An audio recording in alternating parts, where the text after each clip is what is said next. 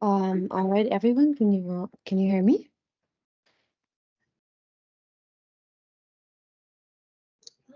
I can hear you. I don't know if the participants can.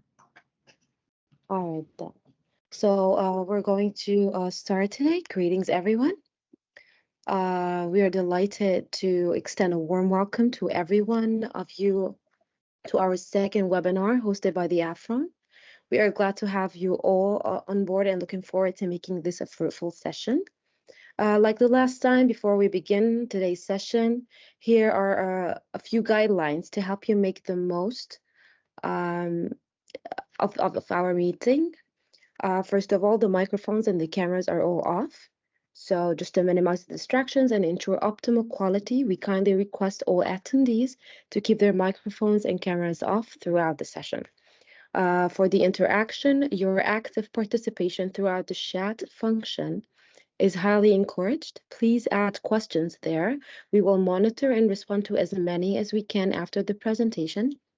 If any questions were not answered through the presentation, we will answer them through our LinkedIn page. For the duration, the session will run for 1 hour. The first 45 minutes will have the main presentation with our speaker, followed by 15 minutes for the Q&A. Please note that the session will also be recorded for future reference and knowledge sharing purposes. It will be later made available on our LinkedIn page, on our WhatsApp group, and soon the AFRONE website as well. And lastly, please know that your feedback is invaluable to us. We will share a feedback form in the webinar for this webinar here in the chat and on the WhatsApp group as well. Just please take a few moments to share your thoughts with us and fill in the form. Thanks a lot. Now, please join me in welcoming today's speaker, Dr. Marianiki. She is a professor of child dental health and the former dean of the Faculty of Dentistry. You can go ahead, Doctor. Thank you very much, Sarah, and thank you for having me. I'm trying to share my screen. Please give me a moment. Let me bring my screen up. But yes, it's indeed a pleasure to be with you today. And this session is building on the session that we had last week with Professor Maha. Yes, thank you. So like we noted, Professor Tantawi was here last on the 8th of April, and that's about a week ago, where she did share with us the importance of the AFRONE platform. AFRONE is an acronym of African Oral Health Network, and it's focused on Africa. It does not exclude. Please go back to the last line. Don't move forward here. I'll say next when I want it to move. All right. The focus is on Africa. It does not exclude non-Africans as part of the platform, but the research work that will be promoted on AFRONE is focused on Africa.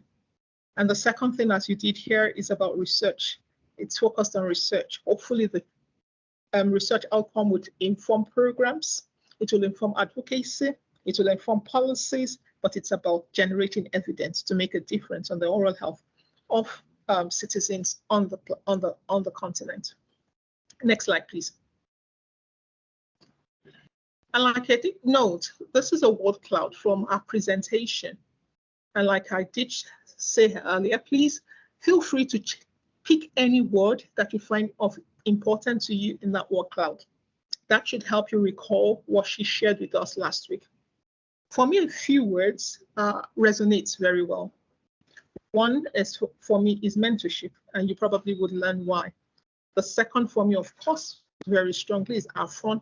And the third is the little peak up there in North Africa that says IADR. And IADR is very, very important for me because it's giving us the grant to make this possible. Without that grant, we would not be running this program. So we're truly very grateful. Next slide, please. The next two slides will be referring to presentations that Professor Tantawi made, and that lays the foundation for the piece of presentation I have today. One has to do with the number of citations. I'm sorry, this isn't coming out very well, but the number of citations is what this slide is showing. And what you'll see in terms of the number of citations is that Africa has one of the lowest. The lowest is from Australia, but then you would note that Australia is just a country that makes a continent, or rather Australia is two countries, New Zealand and Australia. However, Africa is 56 countries, and therefore it becomes completely incomparable that we are at par with Australia. So we really are low on production. And as Professor Tantawi noted, and I'm recalling that the low number of evidence-based research available for access globally also affects our representation when policies are made, when decisions are made, when resources are shared at the global level. So we have to drive and make a difference ourselves. And one of the things we highlighted last week is that it's a deliberate effort. And AFRONE is one of the many deliberate efforts in this respect. We're hoping that you, every single one of you, will be annexes, new springs of deliberate effort to make a difference on the continent. Next slide, please. As the same also, the similar representation, this is supposed to be FWCI index, and you continue to see the black, the African line well below the global average. Okay, so there's also once again emphasizing. My next slide will show us why I think we'll continue to stay low. Next slide, please. Why are we having few publications coming out from Africa? I think one of the key things is that the research we conduct in Africa, very few of it are addressing contemporary issues.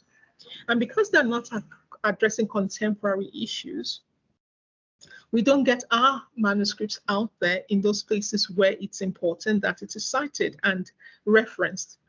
Of importance is that our manuscripts are published in Scopus reference journals. Scopus reference journals is a big deal. And if we don't meet the minimum standard of requirement or things that otherwise would be called audits, oh, this is one hospital study, oh, this is just about your country, oh, there's nothing new about this, we've all done this before, what's the new thing you're generating? Once the manuscripts or the research we do falls into this kind of categories, we would not find a place in those publication spaces where our work will be reckoned with. And what AFRONE has done is to provide the mentorship program so that you can stand on the shoulders of giants to be able to identify those contemporary issues. Innovation, creativity can drive.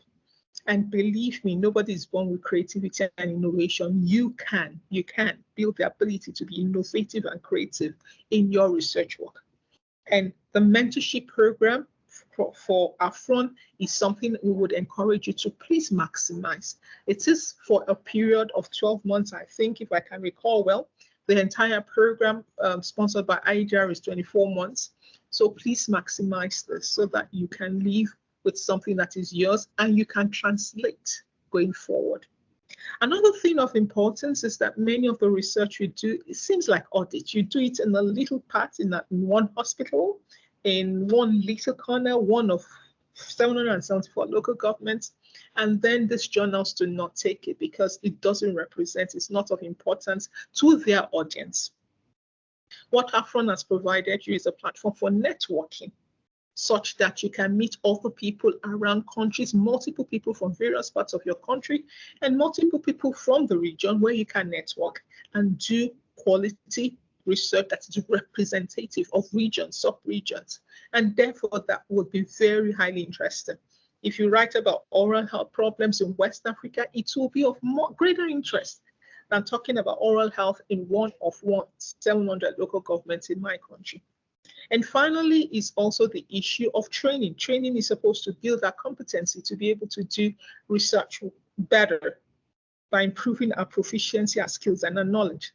And I would want to say this is the second of the series of training that you'll be going through during this mentorship program. When we talk about training, it improves your ability to design research that has ethical integrity and scientific validity. I will be taking you on a session that addresses ethical integrity. The next series of lectures will be taking you through learning about methodologies and data analysis that improves the scientific validity of our research. So as a whole, the platform, AFRONE platform, is focused on you as early career researchers. And once again, if you've never published before, you're welcome to this platform. If you're in the private health space, you're welcome to this platform. Journals like JAMA and JADA are dedicated to people working in the private sector. So you do have a place to share evidence for practice, working and being held with the hands of mentors on this platform. Next slide, please. So let's go on to the meat of today's meeting, ethical conduct of research. Why is it important? So I would go use this for outline. I will highlight the importance of bioethics. I'll talk about the principles governing bioethics. Please know that it's very basic what I'm going to talk about today. There's a lot to this. People actually get PhDs in bioethics. So I'm just talking about the very rudiments. I'll be talking about how it applies to our research design, and I'll be looking at the applications of bioethics when we're talking about international collaborations. And then after that, I'll conclude. Next slide, please. So my next slide will be highlighting the importance of bioethics. Why is bioethics important? This is because whether you like it or not, all research have risk. The level of risk tends to differ. It might be minimal, moderate, or high, but there is no research that is free of risk. It doesn't exist. And therefore, ethics governs practices and the conduct of your research so that we ensure that while we're generating evidence or generating information, we minimize the risk as much as possible. We don't expose people to undue risk. And in our design of our research, we must ensure that harm is always outweighed by benefits. There will always be harm, but benefit must exceed harm. And ethics committee are empowered to be able to make this judgment because they do know how to calculate the calculus. There's a calculus statement that allows them to know what is risk, what is benefit, and determine that the risk involved and the benefit involved outweighs the risk, and therefore they would give a go ahead for research to happen. In that space, they would provide protection and safeguard participants. That participants is prime to them. And this is what I say when I teach ethics. When you do public health, the majority matters. And therefore, when you meet goals like, 90% is covered, 95% is covered, 99% is covered, and you celebrate, that's not what ethics does. Ethics looks for the one person that is left vulnerable at the end of the day and does everything to ensure that that one person that is vulnerable is protected. So when you think of ethics, it's about protecting every single person, including the last man standing. While public health is about the majority, and what happens to the minority, they turn a blind eye, all right? And ethics also would promote and ensure that study participants are treated with dignity. Many times as researchers, when we go after our data, we tend to forget that human beings are human beings and we turn them to data. In that process, you might inadvertently treat human beings as data and therefore compromise their dignity. Ethics will enable you continue to recognize human beings as human beings and study participants, not subjects. That's why we have changed the language from subject to study participants, because they're not subjects. They're not study materials. They're human beings without whom you could not have generated data, and therefore must respect them. And bad science is unethical research. Once scientific integrity is compromised, there can be no ethics. However, you can have very good science and bad ethics, all right? So ethics is still the big thing at the end of the day. Next slide, please. It's also very important, before I go to discuss the 4 principles governing research, is to note that please, you do not start any research without getting an ethics approval. I'll get back to that. But one of the things you yourself can do is to check and ensure that your research follows these 4 principles at the minimum. The principles guiding ethical conduct of research. Once you are checked, the ethics committee also checks, and then you also continue to apply those principles. Not just that you get a checklist and then go your routine ways. So the first principle that guides our research is the respect for persons. You must acknowledge that every individual is autonomous and must be respected. And in respecting them, you would want them to give consent for participation. In trying to get consent for participation, you must ensure that they understand the information that you provided to them so that they can agree or disagree not to participate in the research. And while you're giving the information and you are encouraging them to participate in your research, you must do everything to free them from coercion or manipulation. A typical example I give is that you're a teacher in my own country. When you're a teacher, we take lecturers, we take students' attendance, and then you, the study PI, comes into the class, takes attendance, tells them to take attendance, and then also administer the questionnaire. While you're standing in front of them, you're telling them that this is free of coercion. The fact that you're the lecturer taking the attendance doesn't make it free of coercion. I call it soft coercion.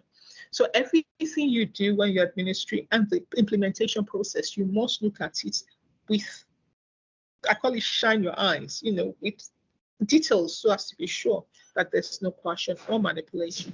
You must ensure that privacy is maintained, especially when you have to do examinations or invasive procedures. Ensure that privacy is maintained. It's only you and the participant that is in that space, and confidentiality must be maintained. Confidentiality has to do with your data. Your data must ensure autonomy, and no other person that is not authorized to have access to the data should not have access to the data. And that has to do with the way you collect the data as well as the way you store the data. Next slide, please. The next guiding principle is respect. It's beneficence, I guess. The slides move very slowly. Beneficence. Beneficence talks about doing good. That means as much as possible, everything you do is about doing good. And that's why we always talk about the social value of research. You cannot do research just because you're interested in doing research. It's doing research for good. There must be a social value. One of the examples is that you might be the daughter of a son or kid of Bill Gates, and you have all the money. You think you have all the money in the known, and therefore you decide to look at the amino acid sequence on the left leg on the right side of a cockroach. So what? Once you cannot answer the so what question, it has no social benefit. And therefore you're compromising on benefits because the person or the time and the money that you used for that research has alternative use. And that's very important. So you must, as much as possible, maximize benefit and minimize risk, and balance the risks benefits to the advantage of benefit. And as much as possible, charity is welcome in a way that you do morally praiseworthy things on your research. It's not about being strict, as long as you can ensure. For example, I'm doing a malaria research, but through the malaria research, I can enable children that are malnourished to have access to nutritional facilities. That's his moral good. It has nothing to do directly with my research, but that research has given an extra thing to the community I serve. That is definitely beneficence. Next slide, please. The next slide we'll be talking about maleficence. Maleficence is like the opposite of beneficence, which acknowledges that it's not every time that we do research that there is benefit. But in the absence of benefit, you must not do harm, because we do studies that do not always directly benefit the study participants. So even if you not benefit you, you must at least leave me without harm. You must not inflict evil. You must not inflict harm. Your research must not increase my risk.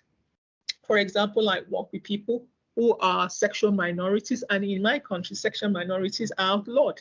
I can't, because I do research with sexual minorities, now lay them, become a track for policemen to identify sexual minority individuals and therefore harass and arrest them at will.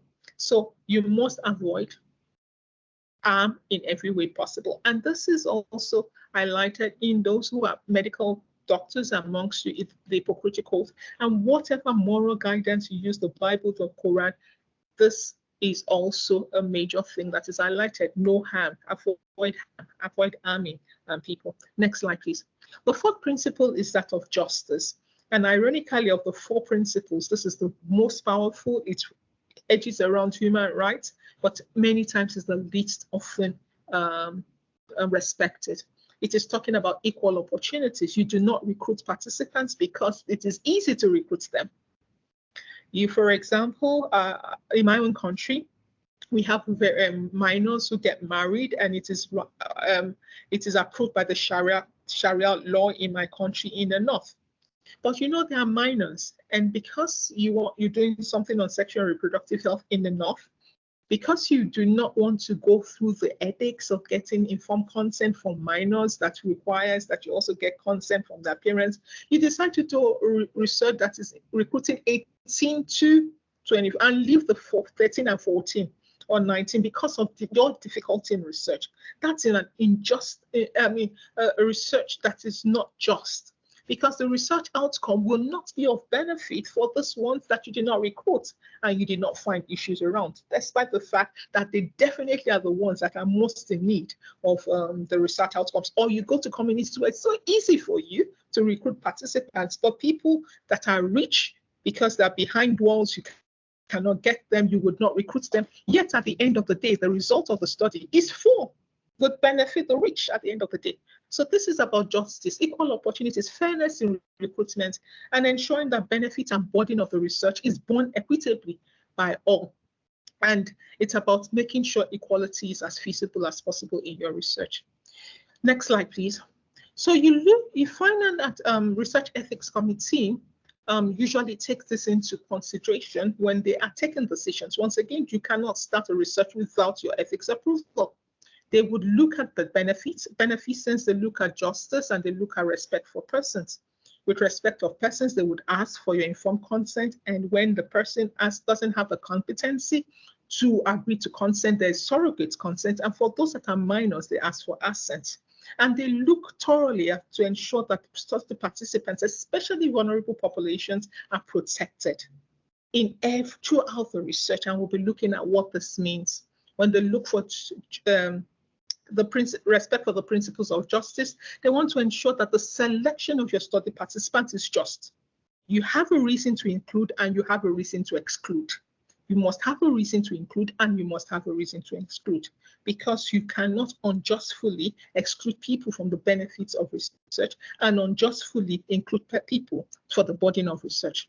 And of course, risk-benefit calculus, including examining the qualifications of a PI to be able to conduct the study. That is why they often ask for your CV, so as to be sure that the PI has time and the competency to do the research that he or she has proposed to conduct. Next slide, please. So how do we ensure these principles roll out throughout our research documents? I'm going to go through that very fast so as to give room for questions before the end of the hour. Yeah, next slide, please. So when you submit your research protocol to ethics committees, you do know that you must submit a protocol. You do not start a research just by thinking of an idea and going to the field. You have to put it in writing. Our protocol is a research plan that is developed by research teams, and I emphasize the S after the T is the teams. There are people, multiple people coming together to think, because it's the brilliance of mind that addresses a research. One person is brilliant enough, but it cannot be as two brilliant minds. And two brilliant minds do not produce two, it produces 10, ironically. So it's about people coming together to plan, look at every angle, every element of research and put it together. And they look and ensure its scientific validity and ethical merits of the research. And once it's the protocol, the ethics committee have something to judge. They can assess and they can monitor the research based on your adherence to the protocol. Also, it is important because it allows for reproducibility of the study, because there's consistency of what you say you want to do. It is the protocol that is submitted to ethics committee. And please note that once you have gotten an approval for ethics research, you can send to the ethics committee for amendment. An amendment is for everything. If you change your study PI composition, you go for amendment. anything you change from the protocol, you must go for amendment before you implement it in the field. There's room for amendment, okay? And it's important to keep the records. I can tell you anything can happen anytime in your research, and people ask you to bring your protocol. And if you're doing things that they did not approve, then there is problem, okay? And including your manuscripts. They can ask you send in. I just, plus one just asked me to send in all the ethics clearance for the study I just submitted, and I had to send in all the ethics clearance. Next slide, please. So once you have done the protocol, your protocol has a structure. It will have a title, it will have study team members, it has the summary, introduction, objective, methods, dissemination plan, and budget. And there are reasons for every element, there are ethical considerations for every element of this, of a study protocol. I'll go through that very fast. Please move on to the next slide. So when you look at your study team members,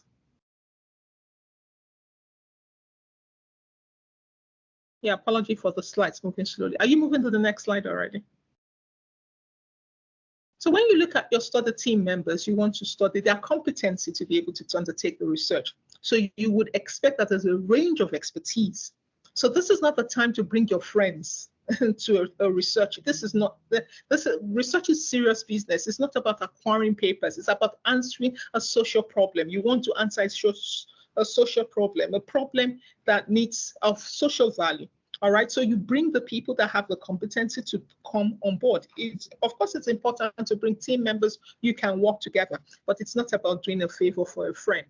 And once you have your team members, the ethics committee will review the CVs of the team member to be sure that the competency required to cover the entire spectrum of that research is present, but more importantly, that you as a PI will have time.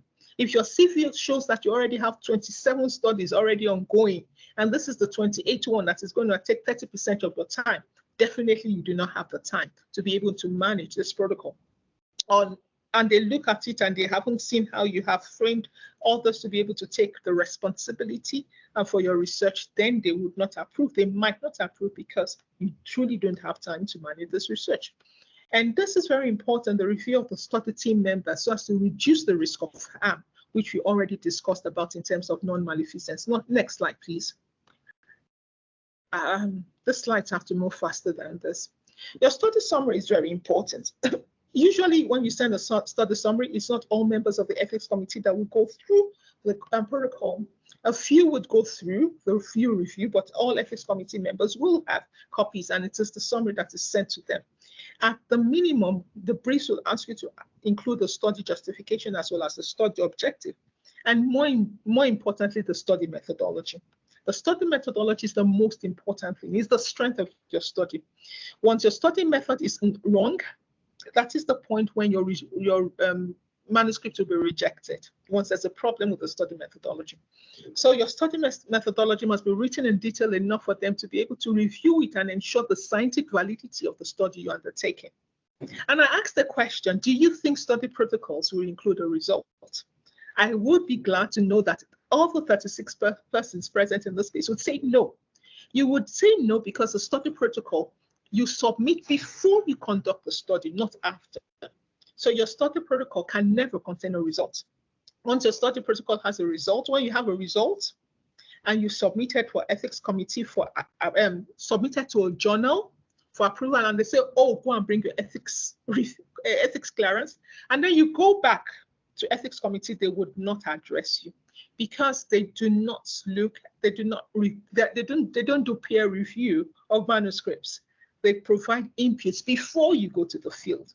So your study protocol can contain results. And once you have conducted a study and you did not collect ethics clearance for it, and the Scopus index journals are now asking for your ethics approval, no, you are done for, because you can't go back to the ethics committee to collect ethics clearance because the study is already conducted. It's about making inputs to ensure scientific validity, ethical integrity before you go to the field. Next slide, please. The introduction is very important. Your introduction helps us to know what already exists in the field, the gaps in the field, and the justification for the piece of work amongst the gap in the field. Once again, I underline the justification because that shows the social value of your research. You must show clearly the social value. Without the justification for your study, the time invested, the funds invested, the equipment invested is waste of finite resources. It's not justified. So you must be doing something contributing to a good. And this piece of your work is supposed to show beneficence. It addresses the principle of beneficence. So you must write it properly. It's about showing the benefit of your research so that the ethics committee or whoever is reading through your manuscript can truly say the principles of beneficence in ethics has been addressed. Next slide, please. After your introduction, you would be sharing your objectives. It's important to know that you have primary, secondary, and tertiary objectives. Your primary objective is that for which your sample size is calculated, and it gives you inferential results. You can definitely say your study is powered to answer this objective. When you do secondary objectives, your study is not powered, but you can develop hypotheses, you can have suggestive evidences from it, and that's because you have data that enables you to do other forms of study. And tertiary objectives are exploratory. I have raised this here because it is better that when you're applying for ethics approval, you put in all the possible study objectives in your ethics, in your manuscript, in your protocol, and get approval for them. If you're going to use the data generated for a study that did not get approval for what you want to do, including your secondary objectives, then you will have to go back to the ethics committee to get a fresh ethics clearance. Okay, so think through everything you want to do. Think of the possible secondary studies and tertiary studies you want to do and put the objective in your study. Once it's not there and the ethics clearance does not cover it, then you have to go back to ethics committee to get clearance. Next slide, please. I think from this, I start to introduce the study objective methodology. Your study design is very important. It should be appropriate for your objective. Wrong study designs are unethical and it's a waste of resources. And when you conduct studies using the wrong designs, the outcomes that you get can be harmful. And therefore, your study design and a review of your study design is to respect the principle of non-maleficence. You do not want to do harm by using wrong study designs to generate answers to research questions that are wrong. All right, next slide. After the study objective, you also want to look at the study population. You must clearly define your eligibility criteria. Why are study participants included? Why are study participants excluded? Please note your exclusion criteria is not the opposite of inclusion criteria. Your exclusion criteria is the criteria to reduce the risk of bias in your study. So once the study is excluded, what is it amongst this population included that will cause bias, and then you want to exclude those? Okay, so you can't unjustly exclude people. So you must have justification for the inclusion and exclusion, including the study site. You can't just wake up and say, oh, it's this space I want to collect the data. Or why are you collecting data from three countries in Africa when we have 56 countries? Why are you collecting data from one local government area when there are 774 local governments? There must be a justification for why you take a study site, including the fact that it's convenient. If it's out of convenience, you'd let them know that it's out of convenience, but you must explain why you have chosen study sites. And once again, once you do unlawful exclusion, be it an unlawful exclusion of sites, unlawful exclusion of countries, unlawful exclusion of participants, you are disrespecting the principle of justice. Okay, next slide, please. Sample size is very important. The sample size helps you to know if your study is powered enough to make the deductions you want to deduce. So calculating sample size is very important. However, note that for ethics, the sample size you calculate is a maximum sample size. It is not the minimum. So you don't calculate a sample size of 200 and then go ahead and recruit 1,000. Why? Because remember what I first said. No, there is no research that is free of risk. And so if your study can be answered by a study population of 100, why would you recruit 101 when the 101 does not add extra value to your study, and yet you're exposing one person to extra risk? So your study sample size calculation is the maximum, and you can only extend an extra of 20% above limit. And this is critical that you do your sample size calculation to respect the principle of non-maleficence. I want to emphasize here that this is one of the major problems where many manuscripts from African countries do not get into Scopus, because we do research without computing for the sample size. And when you do not compute for the sample size, you cannot say that the study is powered enough to make its deduction. So once you have a problem with sample size, it will not pass a high quality index journal. So you must address sample size for your quantitative study. For your qualitative study, even when you're not calculating for it, you must justify for the limits that you're using. So if it's up to saturation, before you stop, you state it, what the limit is, but you must have a minimum when you start standing. And even when it's qualitative, 12 is usually the minimum. There are other forms of study, but when you're doing focus group discussions, in-depth interview 12, you're talking about 12 as the minimum, but you can definitely go further than that. Next slide, please. The study procedure is very important. You must have properly laid out description of your study procedure. This includes the sampling procedure, which respects the principle of justice. The fact if you're doing biomedical procedures, you use the least invasive procedures, the least intrusive procedures for everything you're doing. Even when you're questioning, that even when you're doing your KAP, even when you're doing your questionnaire administration, there are ways you ask questions that is least intrusive, and that is respecting the principle of non-maleficence. You must do no harm. You must mitigate risk as much as possible, adhere to the law, including reporting cases that you have to report. If you discover a pedophilia in the field, the laws of countries also require that you report the pedophilia, even when you come in contact with them on the field. You must respect the norms and traditions. It isn't your research that is going to change norms and traditions. The finding of your research can change norms and traditions. So don't start changing norms and traditions. Show your research practices ahead of your results, okay? And you use the appropriate consenting procedures, which is about respecting persons. So the whole study procedure must be properly laid out so that all elements of ethical considerations can be addressed and can be properly evaluated when you're going through the study. Next slide, please. I think you are going to have to run ahead of me. The study instrument is usually required. It's an appendix, but the ethics committee and anybody, including reviewers of manuscript, will want to look at it to ensure that it's culturally appropriate. You cannot bring a study tool from North America to do it in Nigeria without doing the content validity, construct validity, and reliability of the study tool. So cultural appropriateness matters. Even age appropriateness also matters. You can't bring a tool that is used for adults and you want to use it in adolescents or children and think you would not have to validate it. So you want to ensure that appropriate language is used and that the language would be able to facilitate disclosure. It is not about collecting data, but you would want to collect data that answers the question truthfully. You want to collect truthful data. So you would collect data in a way that people can open up. For example, you go and ask an adolescent, have you had sex? Before you finish the question, the child will say no, because they're not supposed to have sex, and then you're coming as an adult.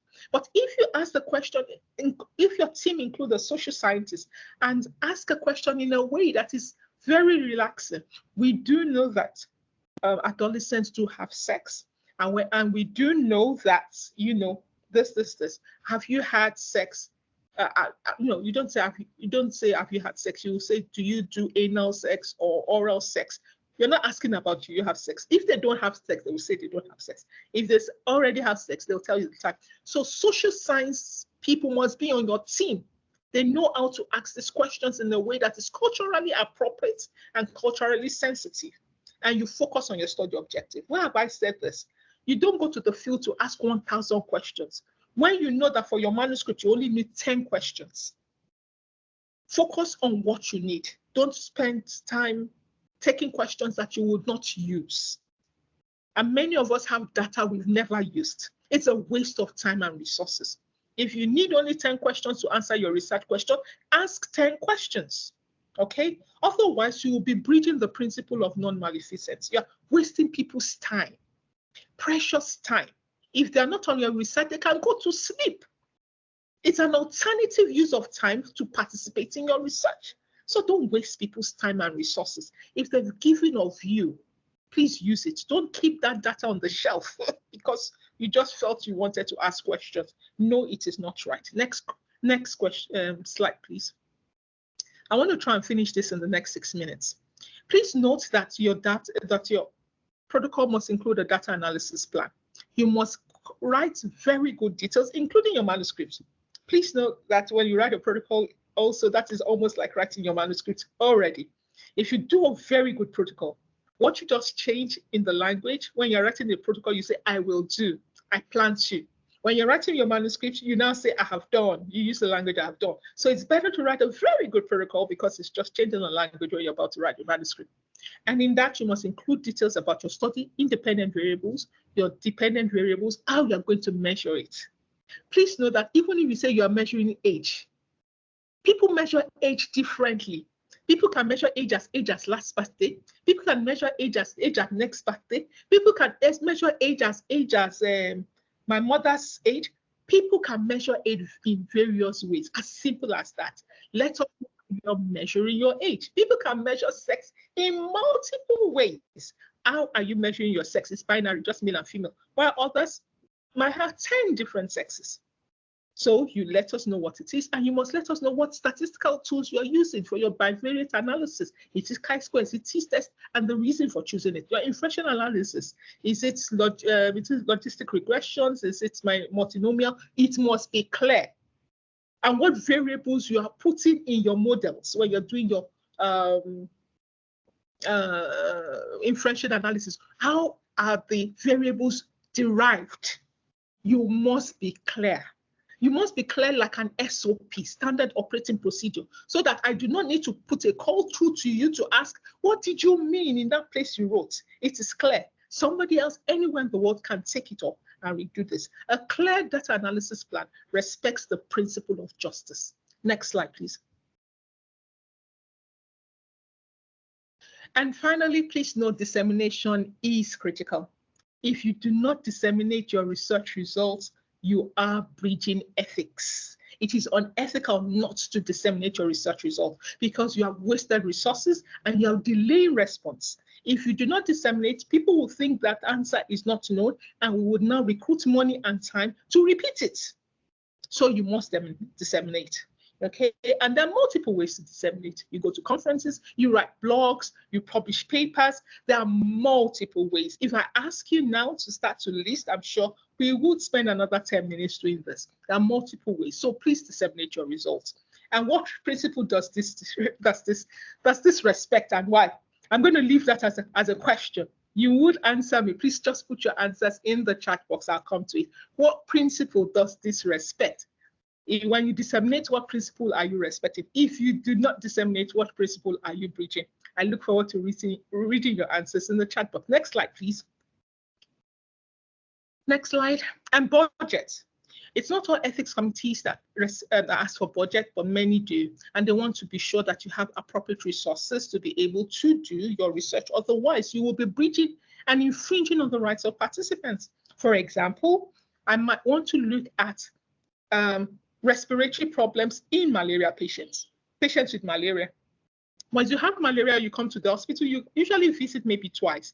Once when you have the problem and 3 to 5 days later when you're supposed to finish. But because I want to look at respiratory problems, one, I tell you to go and use your money to pay for checks X-ray. 2, I tell you to use your money to come back all the time, every day for the 5 days, because I need to collect my data. If I do not have enough budget, I will transfer the cost of my research to my study participants, which is unethical. So it is important you have a budget to make it clear to the ethics committee going to give approval that there is budget appropriately made to address the entire research. And this aims to prevent harm to the study participants by taking of their resources to invest in your research. You should not take study participants' resources to address your research. Whatever it is you're doing in your research, you should budget for it.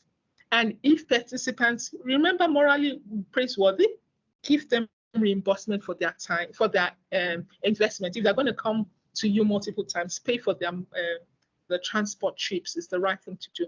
Next slide, please. Next slide. And please note for international collaborations, because you will be involved in multiple international collaborations, and the space is giving you the space for do that. Ensure that all your partnering countries actually have ethics clearance. And I can assure you multiple journals are asking for it. Plus one will ask. If you are doing research with a partner from Nigeria and Cameroon, they will expect Cameroon, and you as Nigeria, they will expect 2 ethics clearance. So don't think it doesn't fly.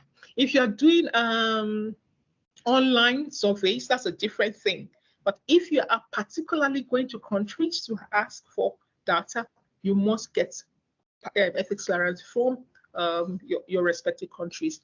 And for reviews, please register your studies. If you're doing systematic review, register your studies. Scoping review does not need registration, but I encourage my team members that they must register it, because the world is evolving and there are ways to register your scoping reviews. So please make sure that all your reviews have ethical backings, have registration backings, and you can use that numbers when it matters most.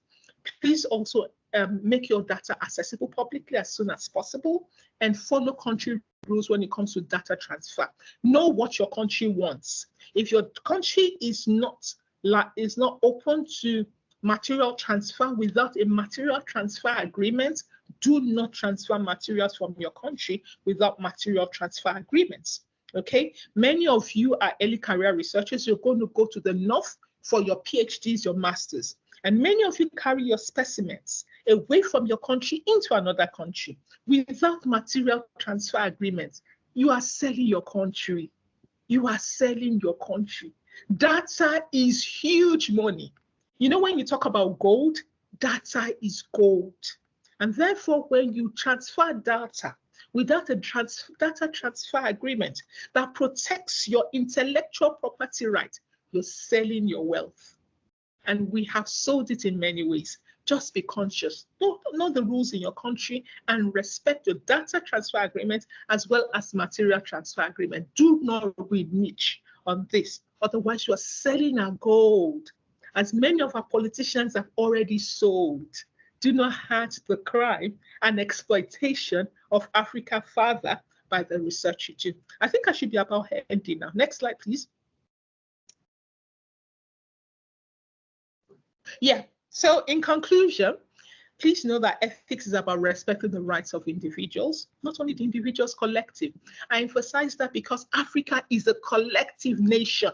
We are communitarian societies. We do things collectively. You must follow rules that respect collectives. We are not just individuals. We're not autonomous. We're not authoritarian in practice. And it's about beyond checking the box. Do ethics because it's the right thing to do. It's morally right to do ethics. Give back to the society. Your research must give back. You can't be doing research and there isn't a difference in the environment you are living. It must be different because you are there. It must be different because of your results and your research. It must change lives and change systems, one little step at a time. Okay? Research is about benefiting the study participants. Don't use people. Don't use people to generate data. Think of people and choose to be of support for them and go beyond paper writing and prestige. It's about adding to the society. Ironically, when you add to the society, you get the papers and the prestige, but that cannot be your primary objective of doing research. Your primary objective of doing research is to solve social problems. And please treat all your study participants with respect. Without them, you cannot get your data. Without them, you cannot get your paper. Without them, you cannot get your promotion as an academician, okay? And without them, you can't get the respect that you're getting as a publisher. Treat every participant with respect. And please, once again, be ethical in your practice. Go beyond the show of ethics. Go beyond the checkbox. Choose to be ethical in your ways.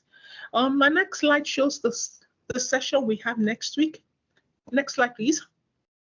Please also be with us, not next week, 2 days time actually, where we'll be talking about proposal writing and grant seeking. And this is very important for every early career researcher working on the continent. You need the money to be able to go far with the research you want to do.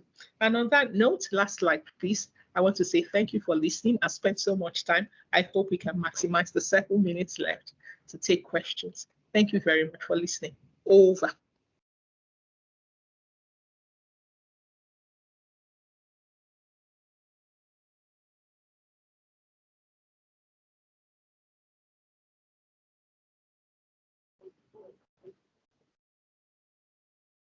I can't hear you, Sarah. I think you're muted. Yes, doctor.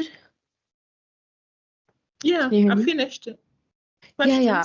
Does anyone have any questions? Anything they want to say before the end of the session?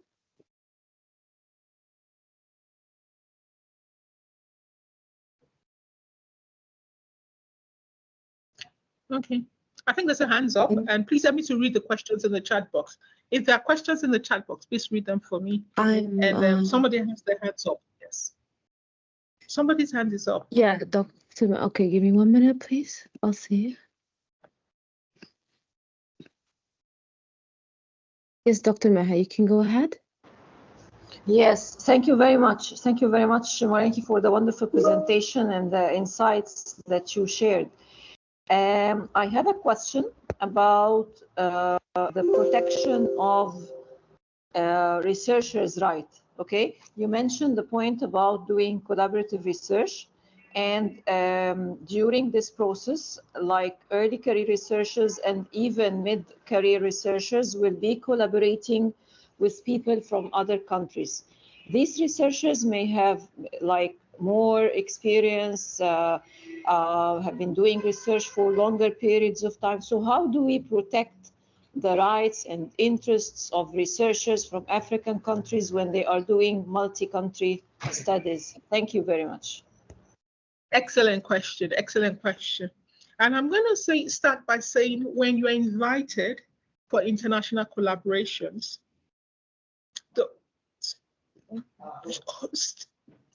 take a break before you take a decision. Check that break allows you to ask many questions. The break is first, if you're an early career researcher, the break is first to enable you go discuss with your mentor. If you're an early career researcher in this century and you do not have a mentor, it is a crime. You must get a mentor, okay? Because your mentor has experience and can help you through this kind of decision making. So that's why you take a break. So you don't read a mail saying come collaborate, and then you reply and say yes, I'm collaborating. Hold on, okay? Because you need to ask questions, clarifying questions. So when you get to your mentor, you ask questions. Please, you can reach out to your mentor. Look for people you want in the field and reach out to them. You can ask people to be your mentors. Many people get mentors by their supervisors transiting to become their mentors, but not every supervisor can transit to become a mentor. You can look for mentors and you can have multiple mentors. That's the first thing. In case you do not have mentors, ask critical questions. Do not be a collaborator in a disguised data collector. Often, when you have people collaborating with international, you are just a disguised data collector. Move away from that point, which means you ask, is there a research protocol? If there is a research protocol, you first want to review it and make inputs. That is what makes you an expert. You must not be afraid to make inputs. That is what gives you the authority of a voice. Once you get that, you also process as the local PI. You must ask for that position. You are the local PI for that study and you handle the ethics clearance. They can't be your collaborator if they're coming into the country. If I'm talking about international collaborators, if you are peers and they ask you to come, make inputs and be the local lead. It's not, you're not asking for much. You're not asking for anything extra. It's not about the money. It's about you're being positioned for right. And then once that process is such that you have to transfer data in a way that you do not have access to that data, that is a crime. I've seen it happen a lot, even to senior people. I'm shocked. You transfer data and you cannot access that data. You have sold gold. You have sold gold at cheap. Don't do it. So you ask questions, ask clarifying questions, but most importantly, you can only very well know those right questions to ask by working with the mentor, that is your senior, okay? So once there's clarity on the questions you're asking, and you find that this relationship is a fair relationship that brings you on board as a collaborator with dignity and respect and at par, then you sign, okay? You sign. And then you move forward. Finally, if you're in an institution, do not sign without getting your intellectual property right office to look at the contracts. Many times they would send contracts. You will have to sign contracts with your collaborators. Make sure your institution to review it, especially the intellectual property right office, to be sure that issues around intellectual property rights are properly addressed. This is a brief, I can tell you, a very, very basic brief. But at least if you can take this brief, it's enough to run with it. And believe me, if you jump at this, you even cheat yourself out of even the payments that may come to you. I'll keep quiet at this point. I don't know if there are other questions. Thanks for asking that brilliant questions once again. And please note that there are other partners of the AFRONE. Professor Maha is the lead, as well as Dr. Ahmed. I don't know if you're here and you want to say hello to your colleagues. Usi is on the line. Usi, you want to ask your questions? Yes. Yes, it is. This is Maha, and I have just asked the question. The question that you have kindly answered was mine. So thank you very much for the clarification. Okay. It is a very critical topic. Thank you. Thank you. Dr. Mutinta has raised his hand as well, or her hand. Go ahead. Hello, yes, good evening. Thank you. Thank you so much for that wonderful presentation. So I'm Dr. Mtinta from Zambia. I wanted to find out on the aspect of the budget when doing the protocol. Is it a disadvantage to say the proposal or the project will be self-funded? What implication does that have? When you say self-funded, does that sort of show to say maybe, I don't know, what is your take on that? I think that's a very critical question, and one of the things that we find many times with studies conducted in Africa, because our country's government don't fund research well, and we have to go outside to fund research. It is not a disadvantage per se to fund research by yourself, but you find out that when to self-fund, you can only do very little. Very little. When they ask for budgets, they would want to see the budget line. That's usually what they look for. You're going to take 20 x-rays. How much is it going to be, and where is it coming from? Those are the kind of things. When you self-fund, the headache is that you will have to try and minimize expenses. Okay, so that's the limitation. This is one of the ways I went through self-funding very early in my career. So I pulled 8 of us together. We're all going to do research. We're going to self-fund it. So why don't you bring the objective that you want to do into that? So we pulled 8 objectives together, and we pulled our money. And that way we were able to do the first population level research, because we pulled the money you would have used, and putting it together, we all had one objective. 8 of us came together. So there were 8 study objectives, and they were all divided into primary, tertiary, secondary, and tertiary. And then we went to the field to collect the data. We ended up, I think, publishing 11 manuscripts out of that. But we were able to do quality research. So that was one of the ways we went around it. Of course, we all get older and better at what we're doing, and we can get grants. In answering your question, in summary, to answer your question, no. Self-funding does not take away from your ethics. It, however, has a problem because there's the risk of compromising, because it's your money, and so you try to save. However, the most appropriate thing is to draw your study within the budget that you can expend, and your budget will ask you to, to spell it out, to break it down. I hope I have answered your question. And just before Busi comes up, somebody said yes, disseminating results is important because it's, if you don't, you breach the principle of beneficence. Yes, thank you for answering that. That's very true. Very, very true. Mutinta, I hope I answered your question. Okay, yes, thank you. You've answered it. You're very much welcome. Busi, I think we're 4 minutes over time. We'll just ask for 6 extra minutes.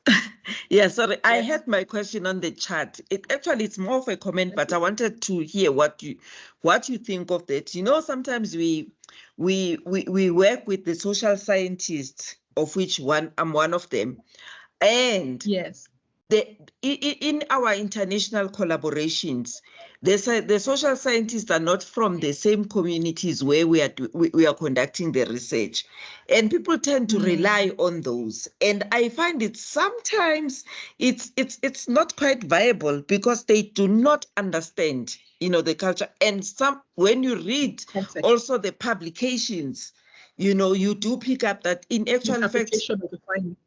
Exactly, and I just wanted to find out what's your take on that. And thank you for the presentation. And I wish I had asked you to be my mentor a long time ago. See, we're friends. We're friends. I mean, you've said it. The reason why social scientists are there is because they understand the local context. It's not just the fact that the social science element, or to tell the world I'm doing a STEAM research rather than a STEM research. It's actually understanding the social context and using that social context to interpret the results. Okay, but I think one of the things that happens in this kind of process is the national regulations. We can't be silent as researchers. African researchers, most especially, must stand up as advocates and ensure that just not only being involved in generating evidence through research, but being in the forefront of advocating for changes in practices. So once the ethics committees themselves understand the place and importance of social sciences, when they are reviewing the protocols, they would make that demand. When they make the demand, they can't. Nobody can say no without justifying. That's the power of the ethics committee. But when ethics committees don't understand the power that they bring, they open the doors, for many of us researchers. They're the ones that will insist on material transfer agreement. They're the ones that will insist on intellectual property right agreements. When they are as gatekeepers running that, they would ask that where is your local social scientist for this research? If they're not empowered enough to understand this nitty-gritties, they open the doors to the many things that unfortunately we researchers fall. I hope that complements what you're saying, Pussy. Thank you. Okay, I'm not sure. There are no other questions in the chat box. Excellent, Pussy. No other questions, yes. There are no more questions. I don't know if there's any question. Otherwise, it's over to you, Sarah. And if Ahmed is here, I don't know if Ahmed wants to say anything, or if Maha wants to say any additional thing. We have just about 3 minutes to end the session. Thank you, everyone. Maha left the meeting. I'm not sure, but like in the chat, no one else is asking anything. All the questions are answered. Anyone else want to say anything? All right, then I think that will be it. Thank you, everyone. Have a Thanks wonderful evening. Thanks a lot, Dr. Mirianiki, and thanks.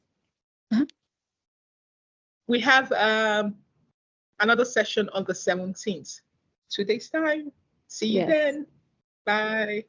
Have a wonderful day. Thanks a lot, everyone, for attending the session. Please do not forget that I left the feedback form. The link is in the chat. Please take a few moments to share your thoughts on the content. We strive to continually improve and provide valuable experience for you, so we would really appreciate it. And as Dr. Murindiki said, please do not forget that we have our next webinar on Wednesday, next Wednesday, in 2 days.